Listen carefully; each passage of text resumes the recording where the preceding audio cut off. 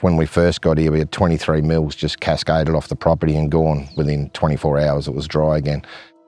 I was so happy to see running water that it was all gone. So the first move we did was just, how do we retain our water?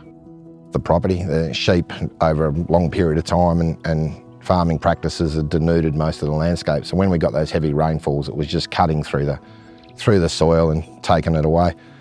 We looked for natural patterns to find out, replicate those. And down in the actual flow lines, we did blockages where we found either small mini floodplains or outlet areas we could utilise.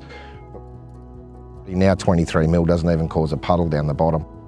The soil's alive, earthworms are everywhere. And we just soak up as much water as we possibly can. We're a very dry climate, we need water. A lot of the native grasses are coming back underneath as well, which are very resilient. I think to put a natural product on, the feedback we've been getting from our customers has been great.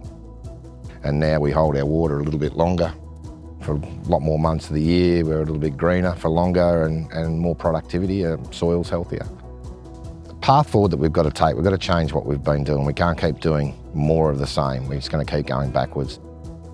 We need to get our soils right. We need to get the quality of our food that's coming off those soils, the productivity right, to feed our kids going forward for the future.